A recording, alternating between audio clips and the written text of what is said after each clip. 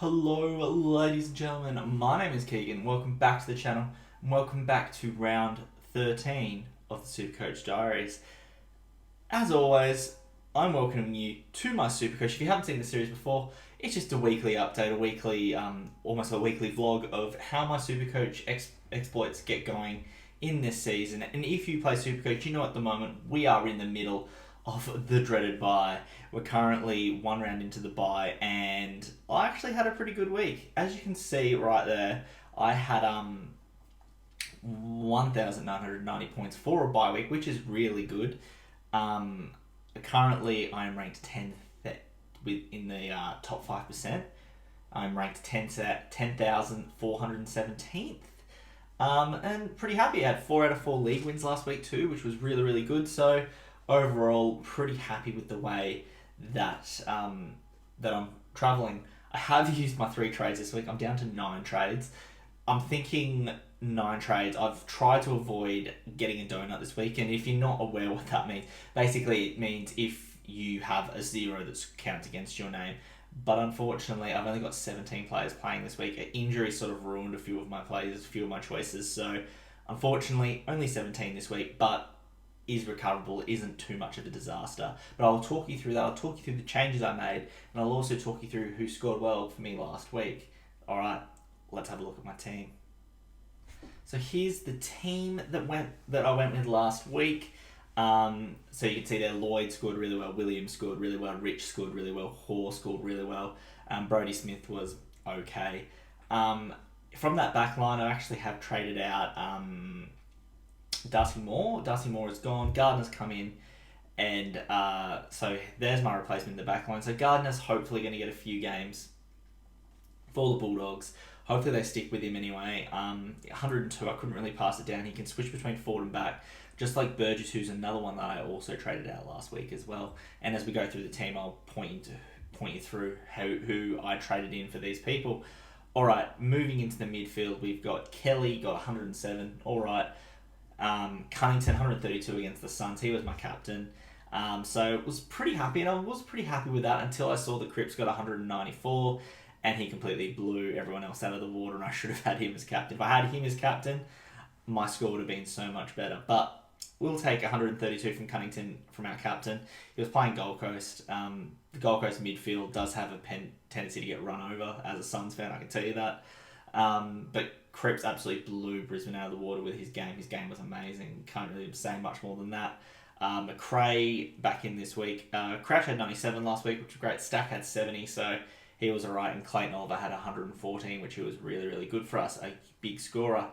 Had Grundy with 84 last week, who got, even though the Magpies won, Gawn did a number on him, and Goldstein was pretty average as well with 91, so my rucks didn't really fire for me last week.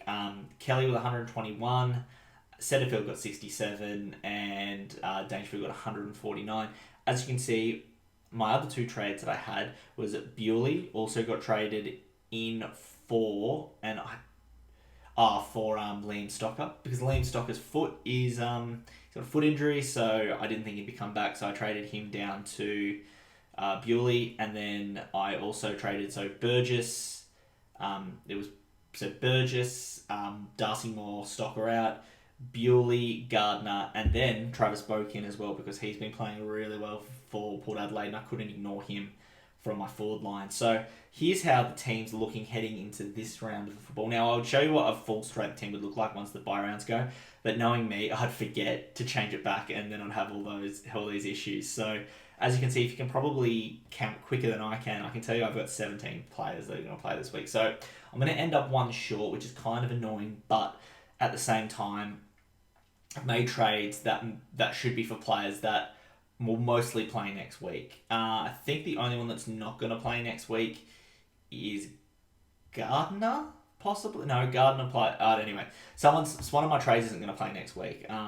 Just the way it's set up, but I'm pretty happy with the way this team's looking. Once the bye rounds finish, I only really have sort of upgrades, so I could probably upgrade someone like Marty Hoare and Brody Smith. Probably one of them needs to get upgraded.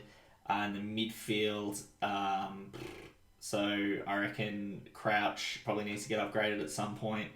And the forward line, I think the forward line's pretty good. Billings, Warple, Dangerfield, Caleb Daniel, Boak, and Kelly. I think that forward line's sorted. I think I don't have to worry about the forward line too much, other than injuries, of course. But yeah, look, I'm pretty happy with the way this is done. If I was to probably change the forward line, maybe Billings might change, but he's guaranteed game time. He's not gonna get dropped by St Kilda. But he needs to score over 89. I think. I don't think 89 is a great score for a key forward line player for me. So who knows? But anyway, I'm pretty happy the way this team sort of has scoped out for this week.